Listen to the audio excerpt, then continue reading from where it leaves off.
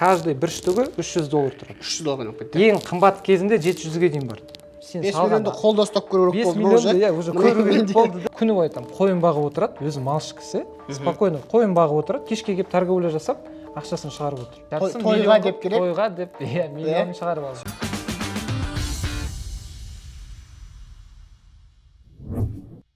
Іскердің кезекті шығарылымы. Бұл шығарылымда біз Қазақстанға енді еніп жатқан кәсіптің түрін сіздерге көрсететін боламыз. Ол криптовалюта, крипто нарық кәсібі. Егер де сіз осы кәсіптермен айналысып, немесе осы жайлы ақпарат алғыңыз келсе, осы видеоны соңына дейін көруге кеңес береміз. Егер де сіздерге біздің видеоларымыз ұнап жатса, сіздерден қолдау күтеміз. Ол қалай? Лайк, комментарий, подписка. Бұл іскер және оның жүргізушісі мен Ізбасар Дәулет. Ассалаумағалейкум.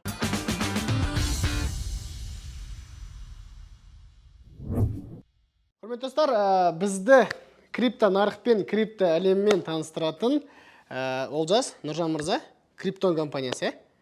Бұлай қарапайым тілмен алайық, криптовалюта деген не? Қарапайым сөздермен, терминдармен емес. Жалпы Дәулет енді криптовалюта деген енді максимально жеңіл тілмен түсіндіріп тырысайын енді. Криптовалюта деген жалпы қазіргі ақшамыздың келесі эволюциясының сатысы деп айтуға болады. Мысалы, басында адамдар осы тиынмен, алтынмен сделкаларын жасады, әртүрлі айырмаш бартер болды, бір-бірімен ауыстырып, мысалы, там бір кісі қару береді, оған там балық береді, ет береді деген сияқты. Бірақ ол еттің бәрін сен бір жерде сақтай алмайсың ғой, оның срок годности бар. Алтын болса, оны тасу қиын, оны қорғау керек деген сияқты. Сол жерден уже банктар шығады. Банктар шыққаннан кейін банкнота, қағаз ақша келеді. Осы жақын арада енді Қазақстанда негізі шыны керек бір 20 жылда ғана келген шығар осы негізі карточкалар, банкинг, қазір цифровой телефонмен мысалы Каспийдің өзі қазіргі переводтарымыздың бәрі енді өте жылдам. Бірақ ең басында келген кезде оны ешкім түсінген жоқ, қолданған жоқ. Мысалы интернет шыққан кезде де Билл Гейтсқа бәрі өтірік күліп, ана жерде сен болмайтын зат жасап жатсың. Неужели адамдар үйде отырып бір-бірімен сөйлесіп отырады деп ешкім сенген жоқ. Тура сол сияқты қазір криптовалютада бір осындай енді өсіп келе жатқан, енді өсіп келе жатқан, перспективасы өте жақсы, болашағы өте зор бір сала деп айтуға болады. Осындай саланы қазір әр адам, әр қазағымыз үйреніп, жалпы мен өзім мақтанам осындай кезде пайда болып, осындай нәрсені жасап жатқанымызға. Өйткені мен бастаған кезде маған ешкім қалай криптовалютамен жұмыс істеу керек екенін түсіндірген жоқ. Осындай нәрсе бар екенін де ешкім айтқан жоқ. Өзіміз ізденіп жүріп, енді іздеген адам табады дейді ғой, сол сияқты. Жоқтан бар жасап. Иә, дұрыс. Жалпы мен түсінген бойынша ол бір жаңа ақшаның түрі ғой. Жаңа ақшаның түрі, цифрлық ақша, иә. Мысалы, қазіргі үлкен компаниялар бар ғой, Microsoft, мысалы Apple, Макдональдс, оның барлығы жаңағы фондовый нарықта акцияларын шығарады ғой. Ал қазіргі шығып жатқан новый, мысалы IT компаниялар, жаңағы ойындар, неше түрлі программалар, соның барлығыны қазір акцияларын осы криптовалюта арқылы шығарады. Және де криптовалютаның өсімі өте жоғары болып табылады. Жалпы былай алайық, мысалы қазір бізде новый сөздерден қорқамыз ғой біз. Криптовалюта, NFT деген нәрседен қорқамыз ғой. Бұл қарапайым лохотронба бұл нәрсе, бұл алдап кетуі мүмкін ба, или очередной пирамида ма деген сияқты ғой. Сол жайлы айтып бересіз. Заң жүзінде қалай бұл негізі? Жалпы мен өзімнің мамандығым заңгер болғандықтан, мен өзім заңгермін. И осындай нәрселердің бәрін мен ең басында сол заң жағынан қарадым. Заң жағынан бізде жалпы мына Қазақстан Республикасының заңдарының ішінде ешқандай қарама-қайшы жоқ та бұл жерде. Ешқандай запреттер жоқ. Бұнымен Қазақстанда заңды түрде айналысуға болады, заңды түрде айналысуға болады. Единственный бір айта кететін зат, майнингқа кім тек қана биткоинді майнить етіп жатыр, майнинг деген жаңадан шығарып жатқан биткоиндарды, ол кісілерге қазір заңды түрде уже налог қойды. Бірақ ол налог қойғанның өзі салық. Ол өте жақсы деп айтуға болады, өйткені Қазақстан экономикасына уже үлкен көмек болады. Үлкен үлес қосып отыр. Екіншіден, үлкен ақшалар, жалпы үлкен біздің ағаларымыз, бизнесмендар уже бұл салаға қорықпай ақшасын қосалады да, уже осындай нәрсе болған. Өйткені уже заңды түрде заңдастырылған, рұқсат етілген. Майнинг деп. толықтай өкіметтен кәдімгі сондай заң түрінде егер былай енді Қазақстаннан кішкене кеңірек қарайтын болсақ, басқа мемлекеттерде өте көп мемлекеттерде криптовалютаға үйде сатып алуға болады, басқа да зат сатып алуға болады. Любой сделкаларды төлеп сатып нете беруге болады, жүргізе беруге болады. Түсінікті. Бірақ енді былай қарағанда кейбір мемлекеттер даже өзінің валютасына отказ беріп, долларға отказ беріп, Сальвадор бар, Гондурас, Мексикада қазір соған келе жатыр. Өте көп мемлекеттер долларға неме болмау үшін, андай тәуелді болмау үшін, жалпы ол экономикаға қатты әсер береді ғой, любой валюталар. И сондай енді долларға... Сонда нарықтағы кәдімгідей күнделікті доллар пайдаланған орны олар криптомен төлейді магазинда, барлық жерде. Мемлекет жалпы ақшаның ретінде крипто пайдаланады, иә? Сальвадор, получается, бүкіл ақшасын, жалпы мемлекеттің бюджетін толықтай биткоинға ауыстырып алады. Криптоға кәдімгі сенген, сояқа. Мысалы, енді бізде Қазақстанда теңге, доллар, ол қай елге бағынады негіз бұл криптовалюта? Жалпы криптовалюта саласы ешқандай мемлекеттердің заңдарына бағына алмайды. Өйткені бұл нәрсе қарапайым адамдарға жасалған. Ең басында биткоин шыққан кезде ол тек қана платежный система болған. Бұның жалпы плюс-минусын енді қарапайым тілмен түсіндірген кезде, сіз мысалы шет елге өзіңіздің бауырыңызға, туысыңызға срочно ақша керек болып қалып жатса, оны банк арқылы ғана жібере аламыз. Ол үлкен сумма болатын болса, біріншіден комиссия өте үлкен болады. Уақыт жағынан бір шектеулер болуы мүмкін, там 12 сағат, 1 сутка, 2 апта, 3 апта кетіп қалуы мүмкін үлкен сумма болатын болса. И енді үлкен сумма болатын болса, сізде заң жағынан да проблемалар шығуы мүмкін. Не үшін жібергелі жатсың, кімге жібергелі жатсың, қандай ол жерде енді сенің ол ақшаны қайдан таптың, адал жолмен таптың ба, өте көп сұрақтар қойылып кетеді. Ал криптовалюта саласында сен өзіңнің ақшаңа, маңдай теріңмен тапқан ақшаңа өзің жауап бере аласың. Көп нәрселерін енді уайымдайсың, қорқасың ғой. Кез келген нәрсе жабылып қалып жатыр, қазір бір нәрсе ашылады да ертең жоқ болып кетеді, 3 күннен кейін жабылып жатыр, 1 айдан кейін. Жалпы криптовалюта қандай нәрсе болу керек бұл жабылып қалу үшін? Жалпы ол нәрсе жойылып кету үшін, жабылмайды ол, жойылып кету үшін не болу керек вообще? Пластиковый карта шыққанда тоже адамдар қорыққан. Қалай мына біздің қағаз ақша бар ғой? Как это? Қалай ол? Қалай тезет анау бүйтіп тигізген кезде парольдарын да алып алмай ма дедің ба? Иә, сондай көп. Ал қазір қанша 90% адам бәрі мысалы Каспиймен қолданады. Ең ыңғайлы. Қазір QR-мен де саласың, ал криптовалюта бұл енді шығып келесі этап па сонда бұл?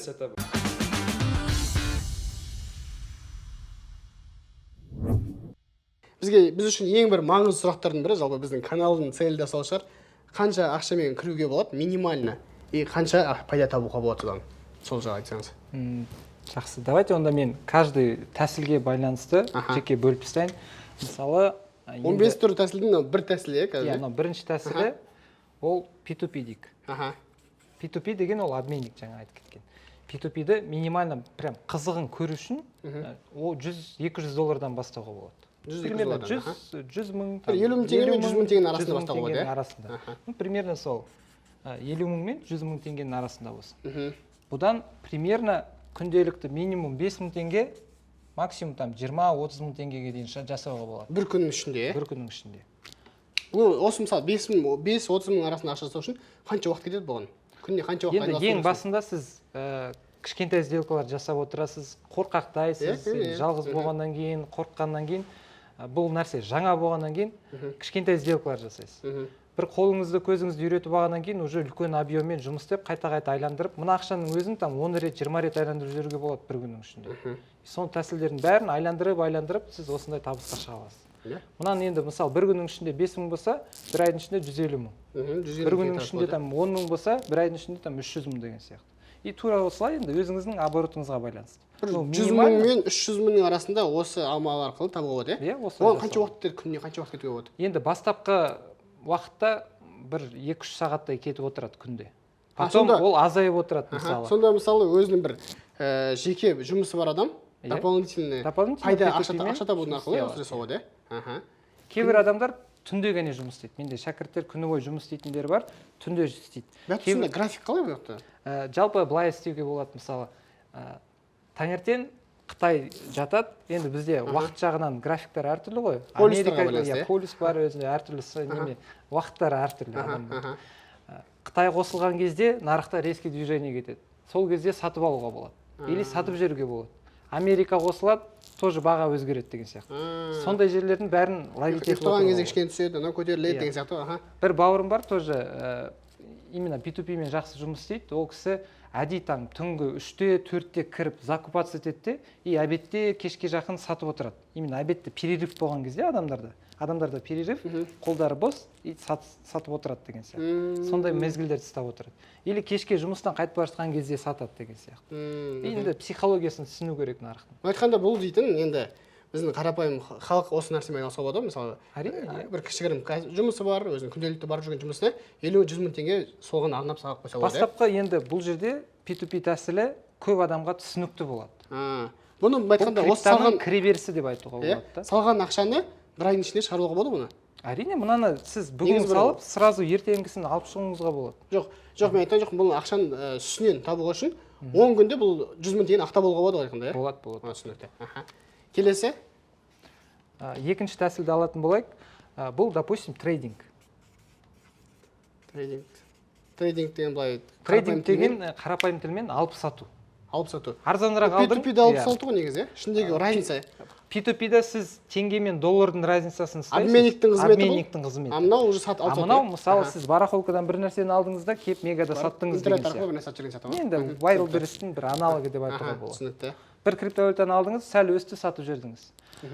Бұл тәсілдің өзі 3 түрі бар деп айттым бағана, орта, ұзақ, енді ең қысқасын алатын болсақ, тоже тура осы суммадан там 50 мыңнан 100 мыңнан бастаса, бұл кісілер примерно мына кісінің жасаған табысын тоже бір күннің ішінде таба алады.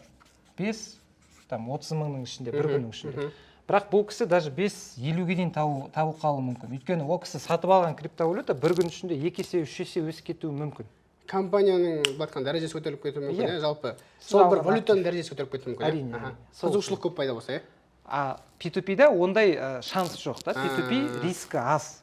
А трейдингта кішкене риск бар. Поэтому бұл жерде сіз валютаны таңдаған кезде, ол валюта 2 есе, 3 есе өсіп кеткен кезде, сіз салған там 100 мыңыңыз 10 есе өсіп кетуі мүмкін. Салған 50 мыңыңыз там 5 есе өсіп кетуі мүмкін деген сияқты. Бұл айтқанда мен түсінген бойынша бастаған одан кейін келесі этап. Мынау уже келесі этап. И бұл жерде екеуінің айырмашылығын алатын болсақ, мына P2P-де өте көп уақыт кетеді. А трейдингта сіз қай тәсілін таңдадыңыз? Егер қысқа мерзімдік болса, ода тоже өте көп уақыт кетеді. Бірақ сізде бір күннің ішінде там 100 сделка жасауыңыз мүмкін. Орта мерзімдікте там бір күннің ішінде 20 сделка жасауыңыз мүмкін.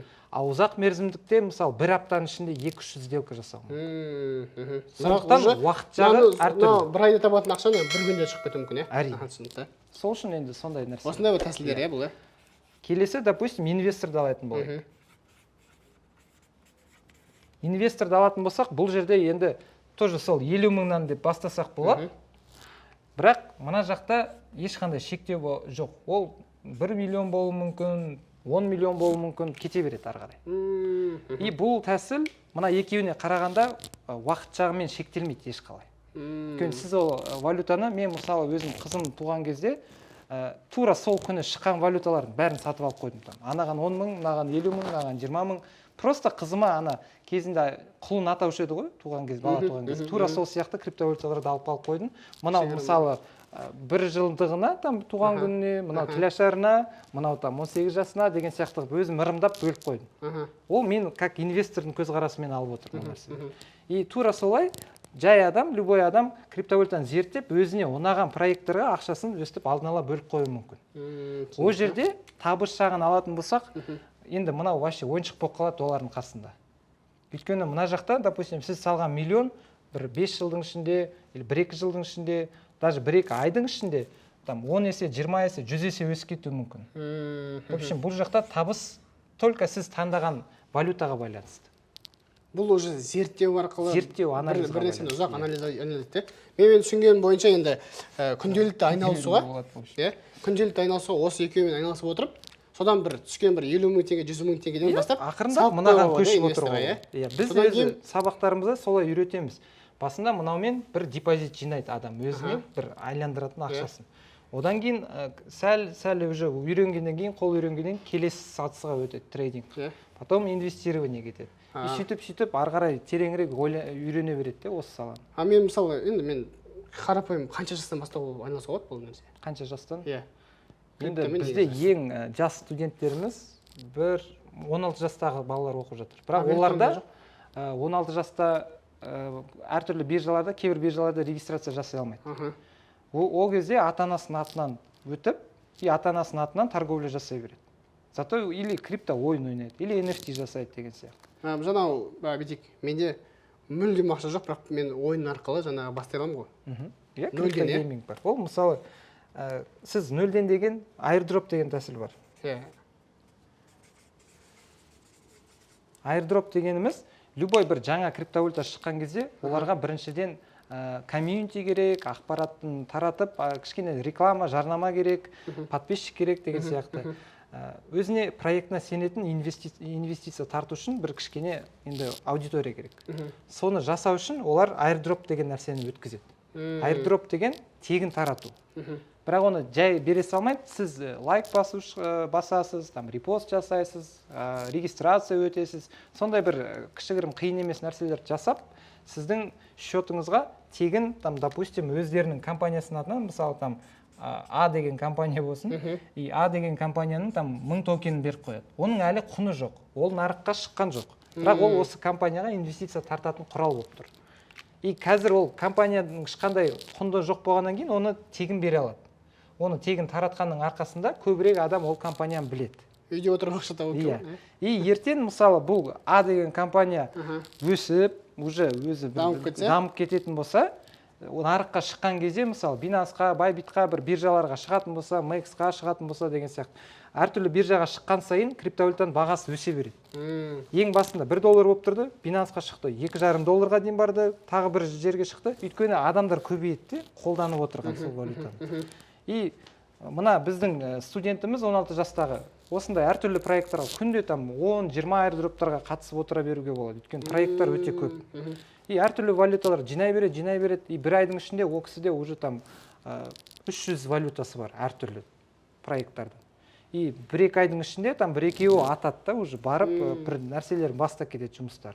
И сол кезде анау 0 тұратын нәрсе уже бір қомақты белгілі құны пайда болады. Бұл тәсілдің енді уақыт жағынан көп уақыт кетеді, бірақ ешқандай шығын жоқ ақша жағынан. Ешқандай шығынсыз нөлден, егер де енді мысалы криптовалютаға сеніп бастау үшін осындай тәсіл де бар, иә? Мен анда естимін историялар, неше түрлі биткоин кезінде $1 тұрып, одан кейін қатты өсіп кеткен, осындай тәсілдер бар ғой, жай ғана адамдарға таратқан дейді. Мысалы Binance биржасында, қазір енді Binance-ты көп білетін шығар, топ әлем бойынша ең бірінші биржа. Ол Binance ол маркетплейс. Иә, маркетплейс, осы криптовалютаны сатып алатын жер деп айтуға болады. И сол жерде ең басында адамдар тек қана жай регистрация жасаған үшін, олар өзінің токенін, BNB деген токенді сол 1000 данасын беріп отырды адамдарға. Ал қазір мына BNB деген токеннің біреуі там $300-400 маңайында. Бір штугы. Ойлаңызшы, сол кезде 0 болып тұрды. Арада там 3-4 жыл өтті, каждый бір штугы $300 тұрады. $300 болып кетті. Ең қымбат кезінде 700-ге дейін барды.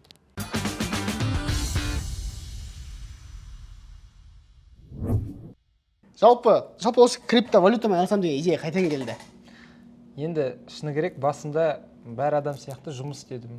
Енді мектепті бітіру керек, қазір тұрақты жұмыс керек деген сияқты, иә. Одан кейін ананы көрдім, мынаны көрдім, өзім енді сотқа да қатыстым, потом судебный исполнительдермен де жұмыс істедім, адвокатский конторада жұмыс істедім. Юрист мамандығында, заңгер мамандығымен. И потом ақырғы соңғы жұмыс істеген жерім ол мына банк болды. Банкта где-то 2-3 жылдай жұмыс істедім. Енді айлығын көп деп айтпаймын. В общем, пока балалар семья болмағанда жеткілікті болды. Семья пайда болғаннан кейін уже басқа да көздерді іздей бастадым. Соның өзім кішкене финансовый образованием, заңгерлік образованием болғаннан кейін акцияларға, облигацияға, фондовый нарыққа қарадым.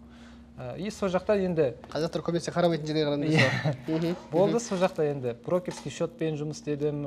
Енді профит та болды, құлаған да жерім бар, ұтылған да жерім бар, ұтқан да жерім бар деген сияқты. Бірақ ол жерде ұнамаған жері торговый день деген термин бар. Торговый день ішінде сен осы определенный бір уақыт, и то ол Қазақстан уақытымен емес, сол шет елдің сол биржаның уақытымен жұмыс істейсің. И плюс суббота-воскресенье демалыс күндерде нарық жабылып қалады. Сен жұма күні алып қойған акция құны суббота-воскресеньеде демалыс күнде құлап кетуі мүмкін. Сонда мен түсінген бойынша ондай акцияларды сата алмайсың ол күндері, иә? Сатып ала алмайсың да, сата алмайсың да. Выходной қылып айтқанда. Выходной, иә. түсінікті. Бірақ бағасы түсіп құлап өсе береді екен де. А, И сондай бір проекттарда қатты құлап кетті де, мен өзім. И сондықтан Ол жеке сіздің неңіз ғой, иә, тәжірибеңіз. өзім туралы айтып отырмын, иә. И фондовый нарықтығында ұнамады сол жері. Одан кейін фондовый нарықтың енді технологиясын үйреніп алғаннан кейін оны қай жерде қолдануға болатынын түсіндім. Енді іздей бастадым. Сол жерде криптаға көзім түсті. Криптовалютамен ақырындап енді кезінде Solana валютасын там доллар болмай тұрған кезде алдым. Ол алдыңғы бір видеоларымызды көрсеңіз болады. Там $1 болмай тұрып алдым 30 центтан.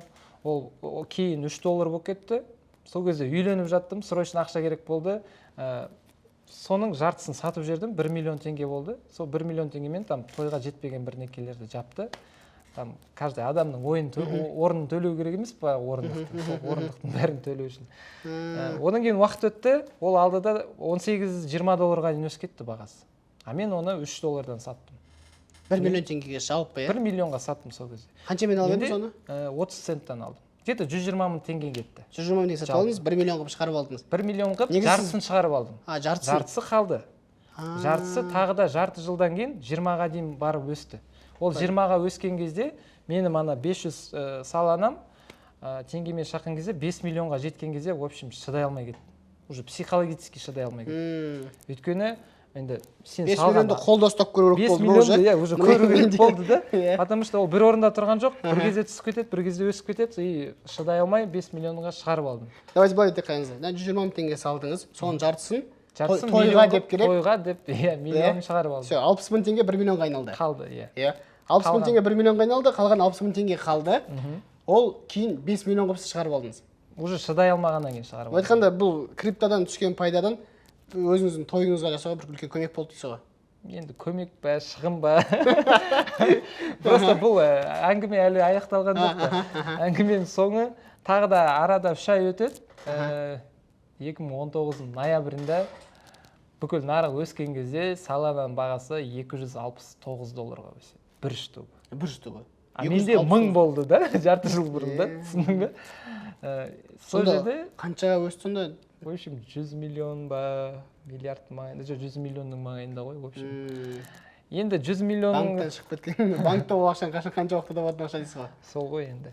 Енді осының бәрі бір тәжірибе деп ойлаймын. Осының арқасында мен қазір шәкірттеріме, жоқ, қазір әлі ерте деп айта аламын, сатпай тұра тұрыңыз.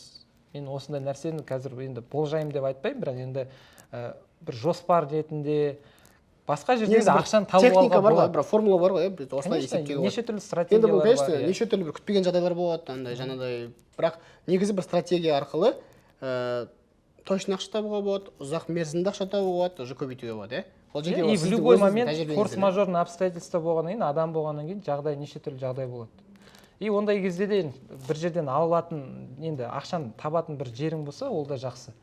Жарайды енді, мен қидым сол тойға. Бірақ мен еш нәрсеге өкінбеймін. Қазір керемет 2 балам бар, әйелім бар деген сияқты да. Каждый там 50 миллионнан сатып алдыңыз, иә? Сондай болып тұр еді. Енді бірақ өзім еш нәрсеге өкінбеймін. Түсінікті. Жалпы осындай нәрсені адамдарға жеткізу үшін, осы нәрсені үйрету үшін, кезінде мен өзім бастаған кезде маған бір ағам болған жоқ, әкем болған жоқ, өстіп істе, осы биткоин сатып ал деп ешкім маған айтқан жоқ. Осының бәрін өзіміз іздеп, зерттеп тапқан нәрсемізді өзіміздің тәжірибеміз осы 5-6 жылда жинаған. Ең басында біз сол Олжас екеуміз ғана бастадық. Қазір командамызда уже неше түрлі трейдерлар бар, кураторлар бар, өте үлкен команда бар. Шәкірттерді алатын болсақ, уже 1000-даған адам оқып жатыр да бізде. Егер партнер жағынан алатын болсақ, сол топ әлемдегі бірінші биржа Binance, Bybit, Max Global, солардың бәрі біздің партнер болып тұр уже официально. На холодный кошелек жасайтын Ledger тоже біздің партнеріміз болып тұр. В общем, компаниямыз дамып жатыр. Бізге сенген адамдар уже өте үлкен жетістіктерге жетіп жатыр деп айтуға болады. Өйткені P2P тәсілмен күнделікті 20 мың теңге тауып отырған бауырым бар.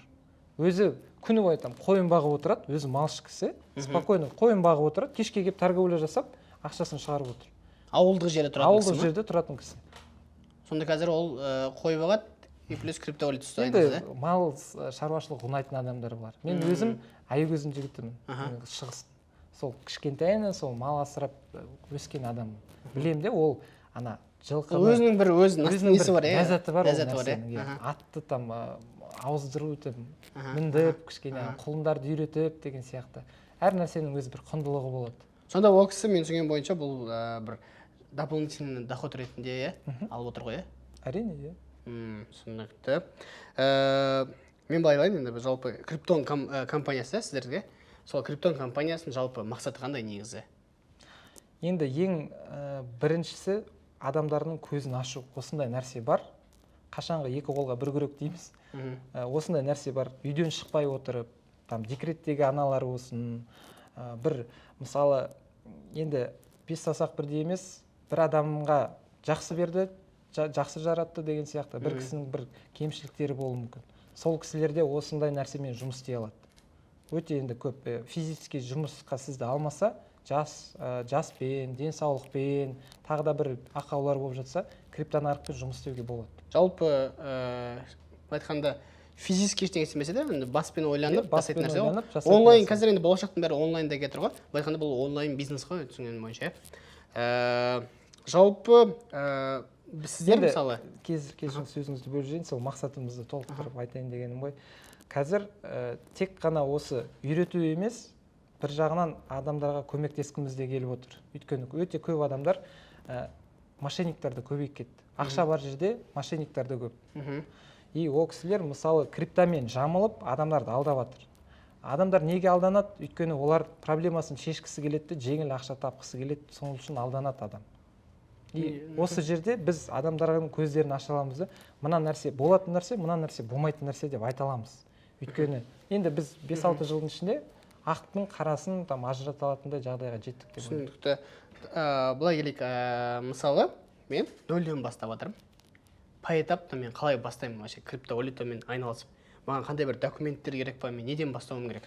Енді 18 жасқа толсаңыз, удостоверениеңіз жеткілікті, удостоверениемен любой криптобиржаға регистрация жасай берсеңіз болады. Басқа ешқандай документ керек жоқ. Егер кәмелет жасқа толмаған адам болса, онда ата-анаңызбен келісіп, или ағаларыңызбен келісіп, басқа біреудің атынан счет ашып, жұмыс істей беруге болады. Желательно өзі бір белгілі бір кәмелет жасқа жетіп алып, 18 жастан бастап жұмыс істей 18-ден бастап сата беруге болады.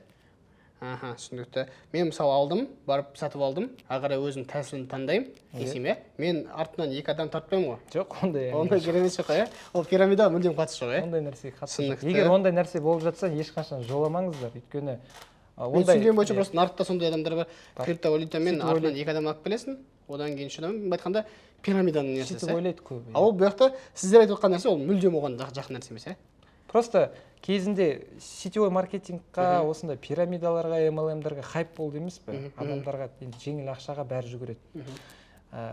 Криптовалюта жеңіл ақша деп айтпаймын.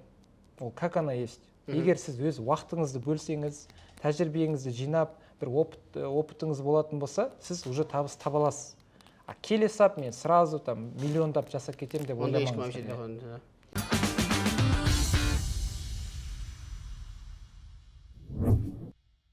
Жалпы біз қазір қай жердеміз? Біз енді Ленин Аль-Фараби қиылысы форум деген бизнес-центр, Достық 202-де, офисіміз осы. Уже жарты жылдай болды осы жерде отырғанымызға.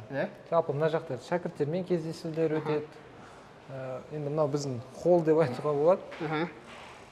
Мына жақта общий зал. Қазір бұл жалпы сіздердің компанияларыңыз. Тамақ ішеміз деп айтуға. Кухня менеджер. Иә, жалпы қазір осы жерде қанша адам жұмыс істеп жатыр негізі? Негізі ең басында бір 30-40-тай болған. Одан кейін біз кішкене өзгерістерді жасап, в общем, где-то постоянно офиста бір 10-15 адам болады. 10-15 адам? И аутсорста адамдар бар, в общем, где-то 20 адам бар деп айтуға болады. Жалпы, мен түсінгенде бар, сіздер криптовалюта бойынша білім бересіздер, иә? Бізде енді өзіміздің курсымыз бар, 3 пакеттен тұрады, ол көп адам оқығаннан кейін кураторлар керек, көмектесетін адамдар керек, сабақты түсіретін адамдар керек. Мысалы, ар жақта студия, кейбір кезде мына жерде түсіреміз сабақтарды. Сіздер онлайн сабақтарды түсіреміз. И офлайнда кездесулер бар. Егер Алматы жаққа келе алатын болса, онда Алматыға кеп, офисімізге кеп, толықтай консультация алуына болады, любой сұрақпен осы криптовалютамен қатысты. Түсінікті. Мысалы, мен бастайын деп жатырмын, 0-ден бастаған адамға кәдімгідей осы саланың маманын жасауға болады ма? Әрине. Қанша уақыттың ішінде бұл өтуге болады осы нәрсеге, осы дәрежеге жетуге болады? Енді 5 саусақ бірдей емес қой. Аха. Бір адамға бір 2-3 ай керек, бір адамға жарты жыл керек, бір адамға 1 жыл керек деген сияқты ғой. Аха. Бірақ енді біз конкретно нольдан адамды бір нәтижеге дейін осы курстың аясында 6 айға доступ береміз видеоларға. Сол 6 айдың ішінде уже бір нәтиже көретіндей жетістікке жеткіземіз. Бірақ енді эксперт болу үшін ол кісі өзінен де бір ынта болу керек, талпыныс болу керек, іздену керек деген сияқты. Плюс біз ешқай шәкіртімізбен курс аяқталғаннан кейін қоштаспаймыз. Үлкен бір комьюнити құрып жатырмыз ғой. Сол комьюнити бір-бірімен көмектеседі, енді бір-біріне көмектесіп, бір-біріне ақыл айтады деген сияқты. Қазір бізде енді 1000 адам оқып жатыр, ол уже 2000 көз. Қазір 1000-ға жуық шәкіртіңдеріңіз бар, Бұл 1 жылдың ішінде. 1 жылдың ішінде жинаған оқыған. Осылардың ішінде былай қаншасы нағыз болса криптомен қазір айналысып кетті? Енді бір 70% білет аясын. 30% прям постоянно только криптомен жұмыс істеп жатыр. Басқа ешқандай кәсіп. 70% бұл дополнительный кәсіп ретінде. Дополнительный кәсіп ретінде, 30% прям основной кәсіп ретінде ауыстырып жатыр жұмыс. Айналыспай кеткендер адамдар жоқ па сонда? Айналыспай кеткен адамдар сол 70%-ның ішінде енді примерно бір 10% қалып кетті. Бірақ анда-санда бір қарайды, бірақ бәрі сатып алып қойды. Курсты алған адам бәрі бірдеңкені алып қойды. Мен ол кісілерді қазір айналыспай жатыр деп айта алмаймын да, өйткені ұзақ мерзімде ол по-любому ертең бір валютамен өтіп кетуі мүмкін. Доход болып кетуі мүмкін ол нәрсе. Түсінікті. Жалпы қазір 3 пакет бар деп тұрсыздар, сол мысалы бағаларын тоқталып кетейікші. Қаншадан тұрады негізі пакеттер айтып жатса? Енді 3 пакет, старт пакеті бізде 100 000 тұрады, про пакеті 180 000 тұрады, и VIP пакеті 280 000 тұрады. Айырмашылықтары стартта 30 сабақ, и біз жақтан енді көп адам алғандық кейін біз жақтан үлгермейміз де олардың бәріне көмектесіп, поэтому обратный связь жоқ. Про пакетінде бізде уже кураторлар жұмыс істейді толықтай. И кураторлар ең басынан регистрациядан ақшаны қалай кіргізіп, оны көбейтіп, қалай шығаруға дейін бәрін түсіндіріп үйретіп отырады. И плюс ол жерде сабақтар да көбірек, и тәсілдер де көбірек. VIP пакетінде мен уже каждый адамға жеке индивидуальный көзқараспен қараймын да, каждыйына. Өйткені әр адамның жағдайлары әртүрлі. Біреуге миллион, 10 миллион сақтау керек, біреуге 1 миллионнан соң сол 10 миллионды жасау керек деген сияқты. Ал бір кісіге, допустим, 1-2 айдың ішінде кредитін жабу керек деген сияқты. Түсінікті. И әртүрлі адам болғаннан кейін каждый жағдайына байланысты. Мысалы мен старт пакет алдым, 30 сабақ бар, мен нөлден сол жерден оқып, сонымен бастап кете аламын ғой? Әрине бастап кете аласың. Ал жаңағы прода қанша сабақ бар? Прода 60 сабақ бар. Продағы қандай 30 сабақтың артықшылығы бар, қандай информация айтады бұл? 30 сабақтың ішінде P2P, трейдингтің басы, инвестиция, депозит пен стейкинг көрсетілген. Ол в основном андай пассивный доходтың тәсілдері. Бірақ стартта егер суммаңыз кішкентай болса, сізге енді кішкене қиындақ. Бірақ негізі көбінесе сіздерден негізі жеке байланыс болу үшін ол обратный связь болған дұрыс. Тем более жаңадан бастаған адамға сұрайтын адам керек бәрібір. Сол үшін енді мен кеңес ретінде сол как минимум про немесе VIP пакетінен бастаған дұрыс. Бастаған дұрыс деп ойлайсыз, түсінікті. Жалпы қазір сіздерде осы не бойынша қанша адам жұмыс істеп жатыр негізі сабақ беру бойынша ше? Спикерлер ретінде. Сабақ беру бойынша бізде кураторлардан 6 куратор бар. Мен өзімді қосқан кезде 7 получается. 7 куратор бар. Әртүрлі топтарда, мысалы, бірінші потокта 100 бәленбай адам болды. Екінші потокта где-то одан азырақ болды, 70-80 адамдай болды. И каждый адамда өзінің кураторы бар жеке-жеке. И основной куратор деген бар, и дополнительный куратор деген бар. Енді көбі бізде бәрі офиста отырмайды. Офиста в основном 2-3 куратор ауысып отырады. Өйткені енді бәрінде енді өмірі бар деген сияқты. Көбі аутсорста басқа қалалардағы жігіттер, қыздар тоже куратор болып жұмыс істеп көмектесіп отырады. Жалпы сіздер қазір курспен айналысып жатқан адам, олар көбінесе онлайн ғой түсінген бойынша, Иә, көбі оларға бір жеке үйінде отырып айналысады ғой, иә? Негізі осы сіздерге келіп, арасында келіп тұратын адам оқушылар бар ма, студенттер? Әрине бар. Сіздер жақта осы жақта доступ бере аласыздар ғой? Офисімізге келсе, негізі VIP пакетте 3 кездесу бар. Ол жеке оңаша кездесу, ол кездесулерді мен өзім кездесемін әр адаммен. И сол жерде уже адамды кішкене зерттеп, ынтасын тауып, икемін біліп, қалтасын түсініп, қандай тәсіл сол кісіге келетінін түсіндіремін сол жерде. мына тәсіл келеді, мынанша уақыт керек болады сізге. Аха. Мынанша қаражатпен бастай аласыз. И все, сол мен қойып берген жоспармен уже жұмыс істей бастайды адам. Сонда нәтиже көбірек болады. Түсінікті.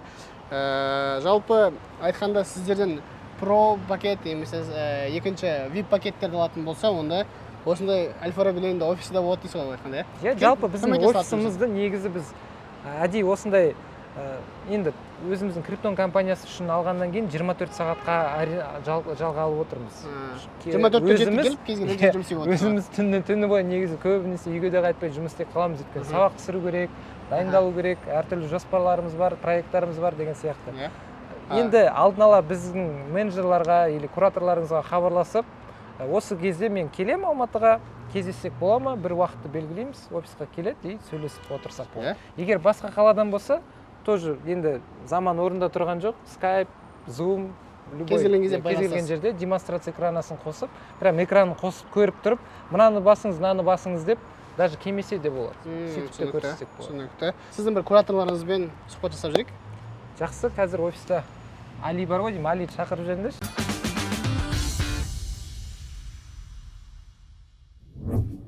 Құрметті достар, Криптон компаниясының тағы да бір спикері, кураторының кішігірім сұхбат алып жүрейік. Есімің кім болады? Али болады есім. Али, иә. Жасың қаншада? 20-да жасым. Жасың 20-да, 20 иә? жастамын. Жалпы қазір осы жерде жұмыс істеп жатқанына қанша уақыт болды? Осы компанияны ашылғаннан бері, осы Нұржан ағаларымызбен, Саят ағаларымызбен бірге жұмыс істеп келе жатырмын осы компанияны ашылғаннан бері. Иә. Жалпы криптовалюта жайлы қаяқтан білдің сен? Ең алғаш өзім айналысып бастадым. Әрине мошенниктарға ұрындым басында. Содан кейін ойладым неге? Сен курспен бастаған жоқсың, өзің? Иә, өзім ең алғашында интернеттен қарап бастаған болатын. Басында көп ақпараттар, қазақ тілінде ақпараттар жетіспеген соң, менде басында Россиядағы брокерларға, мошенниктарға алданған болатын. Сосын ой келген болатын өзіме де, неге осы Қазақстандағы жігіттермен қосылып айналысып басқа осы криптовалюта тақырыбын көтермеске деген сияқты. Содан кейін ютубтан осы Нұржан ағаларымыздың видеосын көріп, осы кісілердің командасына келіп, ақылын алып, осы жерде қазір спикерство және кураторствода жұмыс істеп жүрмін. Сен басында осы кісілерден өзің курс өттің ба? Оқимын деп келген болатынмын. Нұржан мырзадан сосын сөйлесіп, кейін білімімізді көрген соң ол кісімен бірге жұмыс істеп, осы продукты бойынша бірге жұмыс істедік. Оқып келіп, ағарай сен уже осы жақта жұмыскер ретінде болды, иә, жұмыскер болып. Жалпы Криптон компаниясында егер де потенциальный адам болса, осы жақта спикер болып қалуға возможность бар. Иә, әрине, білімі бар адамдар, жастар болса, біз ондайға әрине қуаныштымыз. Түсінікті. Сен негізі осымен вообще негізі айналысып жатқанына қанша уақыт болды? Негізі осы крипторынкпен айналысып жатқаныма осы 3 жылдан астам уақыт болды. 3 жыл шамасы, негізі Форекстан бастадым, сол Форекспен есептегенде осы 3 жылдан астам уақыт болды. 3 жылдан астам уақыт. Сонда 17 жастан бастадың ба сен? Шамамен айтқанда 18 сол жастан бастадым. 18 жаста болғаннан бастап, 17-18 жастан. Жалпы қазіргі уақытқа дейін сен қазір қандай жағынан жауап бересің осы криптон компаниясында? Основной продукты бойынша жұмыс істеймін. Студенттерге жаңағы білімін дұрыстап арттырып, материалдармен, одан бөлек техподдержка, кураторствода. Одан бөлек бізде кураторский отдел бар, солармен управлять етіп, сапа жағына жұмыс істейміз. Жалпы сен қазір қанша оқушының кураторысың? Жалпы айтқанда осы уақытқа дейін мен қарамағымда осы 500-ге жуық адам оқыды да, бір сөзбен айтқанда. 500-ге жуық адам сен қазір оқыды, иә? Қазіргі уақытта қанша адамды көріп жатырсың? Қазір осы соңғы 4-ші потокта плюс-минус шамамен айтқанда 70 адам бар да бізде. Осы соңғы ашылған төрт. Тікелей байланыстасың сен олармен? Тікелей байланыста, иә. Кім сұрақтар бар, смело жаңағы бізге жазып, өзімізге сұрақтарын қойып, практикалық сабақтарды өткіземіз. Алматы қаласына келсе, офисімізге да құшақ жая қарсы аламыз ол кісілерді. Түсінікті. Сен криптовалюта өзің данный момент қазір қанша табыс табасың айына? По-разному, адам өзі салып қойған суммасына байланысты. Менде мысалы өзімде бір сумма жатыр. Содан белгілі 10-15%-те мысалы айына салған суммадан шығарып отыруға болады. Иә. Сен қазір бұл сен дополнительный доходың ба, әлде білім беру сен қазір дополнительный доходың ба? Көбінесе білім беру дополнительный доходым и криптовалютадан табамын. Негізгі ақшаң сен криптовалютада. Түсінікті. Айына шамамен криптовалютадан қанша шығады? Егер процентпен есептейтін болсақ, 10-15% шамасында шығарып отыр. 10-15% қанша проценттен алынғанда ол? 100%-тен аламыз ғой? Қанша сумманың 15% деп айтайық? Шынымды айтсам, ол әр адам финансовый жаңағы состояниесі болады, оны айтқым келіп тұрған жоқ та. Былай алайық енді, жарайды, мен нақты суммасын айтпай қойып. 200 мың мен 500 мың ортасы ма? Шамамен, иә. Айына 200 мың мен 500 мың ортасында ақша табасыз, иә? Криптовалютадан, дополнительный доход, осы. Жалпы сумманың 15% где-то 200 мың мен 500 мың ортасы, иә? 200 мың мен 500 мың ортасы. түсінікті. Әлі қанша осы саланың қанша болашағы бар деп ойлайсың? Жалпы әлем ақырындап қарайтын болсақ, осыған келе жатыр да. Болашақта мен ойымша барлық осы криптовалютаға ауысатын сияқты. Бір сөзбен айтқанда бұдан қашу мүмкін емес. Бір өмірімізге еніп келе жатыр криптовалюта. Әр адам болсын болашақта қатысты болады криптовалюта деп ойлаймын ол адамдарға. Түсінікті. Құрметті достар, 20 жасында шамамен осы кәсіппен айналысып отыр және де Криптон компаниясында спикер. Сондықтан сіздер мысалы 30 сабақтың ішінде бірден бір сіз Алиді көретін боласыздар, Али, сондықтан міндетті түрде қарауға кеңес беремін. Сіз осы 30 сабақтың ішінде қай сала бойынша жұмыс істейсіз? Общий Binance пен Сапрат, техподдержка Binance биржасымен. Техподдержка бойынша жаңағы ең басында келген студенттерге ақша салу, сол қандай сұрақтары бар, NFT-мен разбор, жеке разбор жасап көрсетеміз да онлайн эфирларда. Көбінесе эфирларда онлайн разбор студенттермен техподдержкада отырамын көбінесе. Жаңадан бастап жатқан адамға сен берер кеңесің қай саламен айналысқан дұрыс? Қай сала емес, осының жаңағы тәсілдерінің қайсымен айналысқан дұрыс деп ойлайсың? Ең басында бастаған адамдарға көп суммамен кірмей, мысалы әр адам состояниесі әртүрлі болады да. Кейбір адам состояниесі мысалы 40-50 мың салатын болса, кейбіреу миллион салып кіреміз дейтіндер болады. Бірақ көбінесе рекомендация ететініміз біз сол краткосрочный трейдинг, қысқа мерзімді трейдингтен өзінің мысалы банк дейді ғой, қалтасының несіне байланысты 10%-дан кіруге кеңес береміз да. Сонымен қысқа мерзімді трейдингпен айналысуға кеңес береміз. Ең бастап жатқан адамдарға өте қолайлы тәсілдердің бірі болып табылады жалпы айтқанда. Түсінікті. Сен өзің студент болып бастадың ба? Осы жерде оқып бастадым Нұржан мырзадан ең алғаш. Жоқ, осы 18 жасында бастаған кезде сен өзің немен айналысып жатырсың сол уақытта? Ең алғаш сол университетте оқып жүрдім. Университетте, қазір сен университет бітірдің бе? Қазір университетте 4-ші курста оқимын. 4-ші курста оқисың, түсінікті. Жалпы осымен кеңес беріпті. Рахмет, сұхбатымыз аяқталды. Рахмет.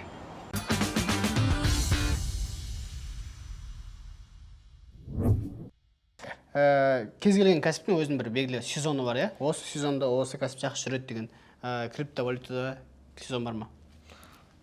Жалпы криптовалютада любой тәсілде, любой бизнеста болсын, любой нарықта сезон болады. Бірақ криптовалютада ол сезонды тренд деп айтады. Бычий рынок, медвежий рынок деп айтады. Мысалы, бычий деген, оны неге бычий дейді? Өйткені бұқа астыдан үстіге қарай сүзеді, и баға астыдан үстіге қарай өседі. Жоғары көтеріледі. Соны бычий дейді. И медвежий деген ол аю. Аю үстіден астыға қарай ұрады. Тура сол сияқты баға үстіден астыға қарай кетеді, оны медвежий рынок деп айтады. Енді сондай нәрселер бар. Енді жалпы білмейтін адамдарға бір білмеген нәрсеге шығар енді бұл. Бірақ енді күнделікті трейдингпен айналысып жүрген, криптовалютаны зерттеп жүрген адамдар ол трендті по-любому білу керек. Осындай 2 сезон болады. Альт сезон деген нәрсе бар еще.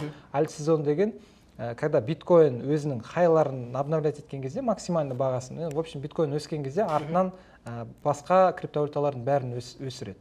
Басқа криптовалюталардың бәрін айтқан адамдарды қызығушылық пайда болады ғой, биткоин арқасында басқа криптовалюта қызығушылық пайда болады. Ол жақсы өсу сезонында, айтқанда бұл бычий рынок. Онда мысалы андай жаз қысқа қарамайды ғой.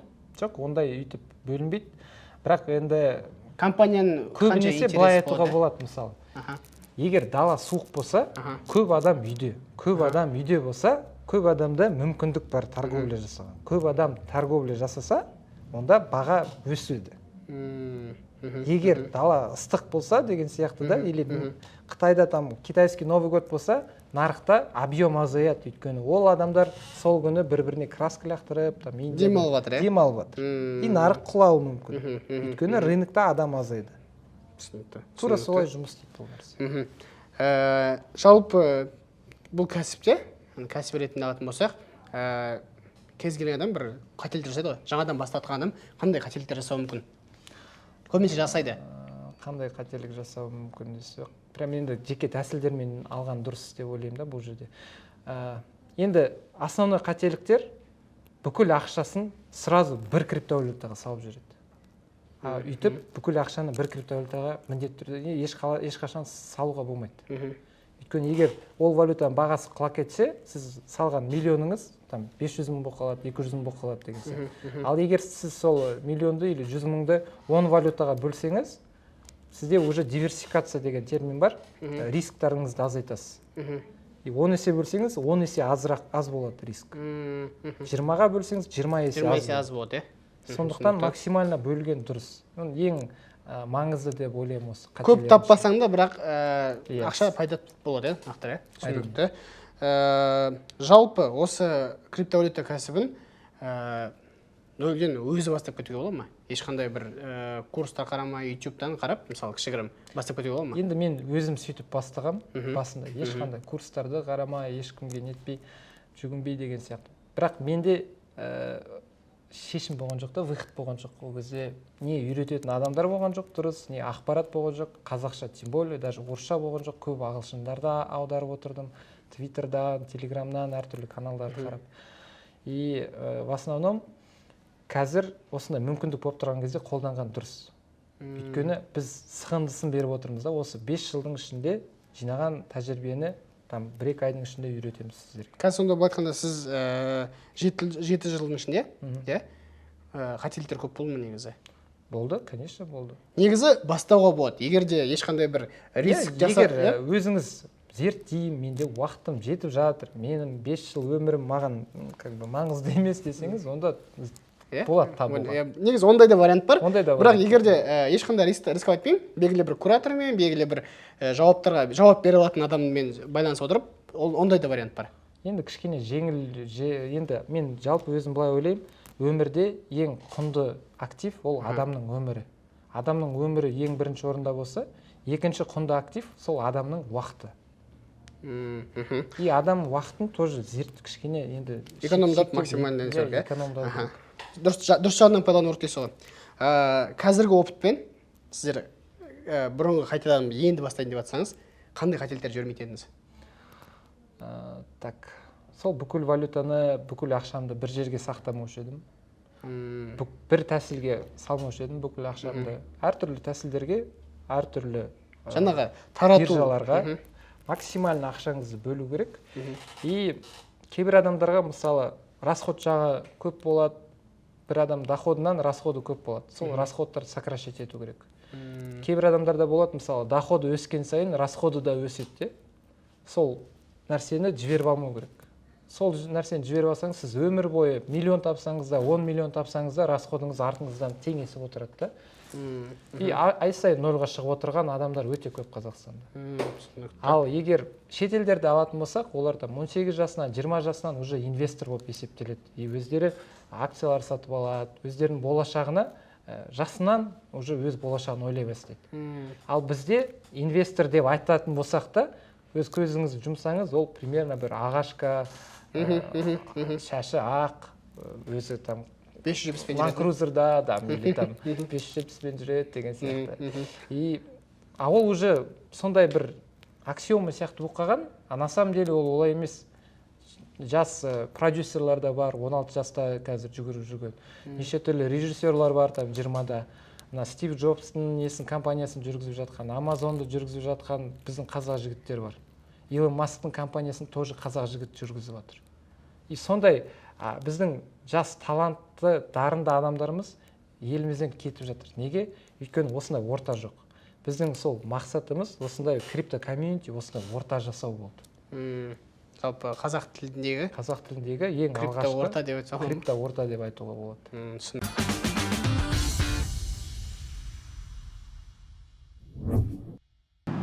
Жалпы біздің каналдың бір мақсат сұрақтарының бірі шығар осы.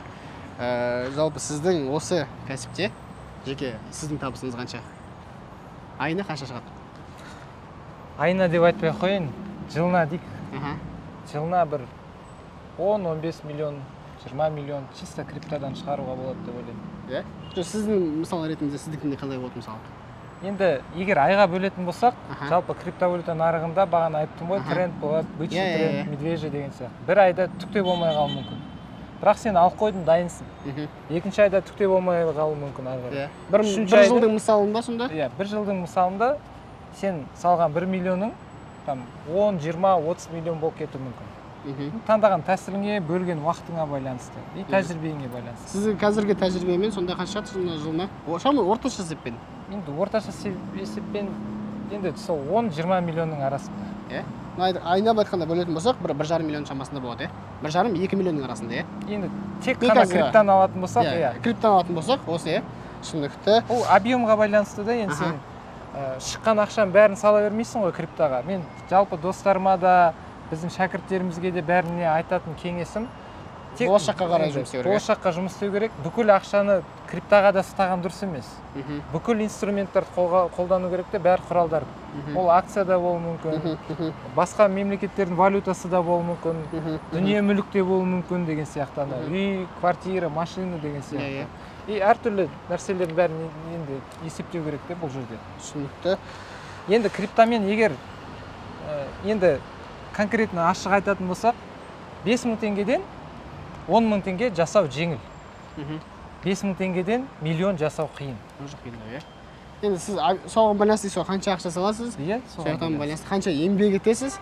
Бұл да енді еңбек талап етеді ғой. Әрине. Еңбек талап етеді, соған байланысты дейсіз. Түсінікті. Жалпы осы уақытқа дейін біз көптеген ақпарат алдық. Жалпы криптовалюта екен. Бұл біздің канал үшін маңызды болды. Негізінен өзім үшін де қызық болды криптовалюта, крипто нарық интернеттен көріп жүргеннен кейін толықтай мен осы жайлы ақпарат алғым келді. И осы салада қазақша эксперттерді іздедік. Осы контент бойынша кім бізге бере алады? Сізге өзім хабарласып, сізден осындай толықтай информация алдым. Қорытындылайық. Жақсы. Осы кәсіппен айналысқысы келіп жатқан адамдардың, осы кәсіппен айналысқысы келіп жатқан адамдардың сізге берер кеңесіңіз қандай? Ниеттеніп отырған адамдардың?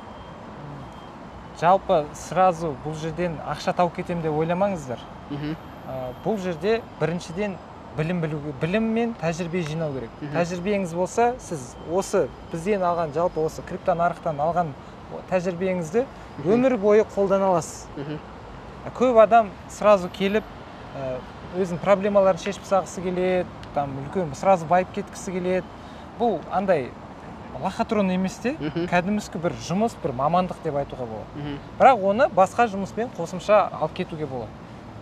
Былай айтқанда, аз еңбектеніп, қосымша табыс ретінде алынуға болады. Үлкен еңбекпен кәдімгі основной табыс ретінде алады. Түсінікті. И ешқашан біреудің ақшасымен айландырып, біреудің ақшасын былай криптоға или басқа да бір жерге салған дұрыс емес деп ойлаймын. Өзіңіздің кішкентай, аз да болса кішкентай суммамен бастап, өзіңіз соны үлкейтуге тырысыңыз. Чем сіз біреуге қарызға кіріп, или кредитқа қарызға кіріп, ақшамен криптоға ақша салып, оны өсіріп аламын деген ойыңыз болмасын. Ол қате ұғым. Ол жерде сіз біреуден қарызға алсаңыз, ол ақша сізге бір жүк болып тұрады. А ол жүк сізге психология тұрғыңыздан бір вес беріп тұрады да, ауыр болады ондай нәрсемен. Ал ондай состоянияда нарыққа жолауға болмайды. Түсінікті. Құрметті достар, осымен керемет сұхбат болды. Аяғына жетті. Егер де сіздер жалпы крипто нарығымен айналысам деп жеке осы нәрседе эксперттер іздейтін болсаңыздар, Криптон компаниясына хабарлассаңыз болады. Біз ссылканы қойып кетейік астына. Астында сілтеме болады. Сілтеме болады, өтіп, көріп, хабарласып, керекті сұрақтар барлығына жауап береді. Жалпы сол криптовалюта туралы білгіңіз келсе, хабарласыңыз. Біз осы жерде Әл-Фараби Ленина қиылысында тұрмыз, Алматы қаласында. Келсеңіз болады, звондап, хабарлассаңыз болады. Тоқта біздің көрермендерге есігіміз ашық. Түсінікті. Достар, егер де сіз осы салаға қызығып жүретін болсаңыздар, астындағы сілтемеге өтіп, кіріп, кез келген сұрақтарыңыз, номерді көрсетеміз ғой, номерға звондап, немесе WhatsApp-ына жазып, толықтай сұрақтарыңызды бәрін қойып алсаңыздар болады. Егер де қойылмаған сұрақтар болса, комментарийға жазып кетіңіздер. Біз ол кісілерден толықтай сұраққа жауап алып беріп, сізге толықтай информация беруге тырысамыз. Осымен сұхбатымыз аяғына жетті. Рахмет.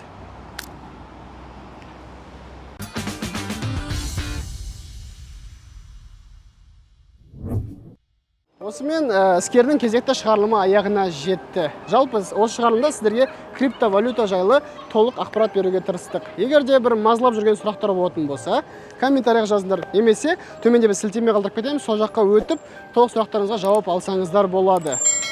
Құрметті достар, сіздерден қолдау күтеміз. Лайк, комментарий, подписка. Бұл іскер соңы. Рахмет.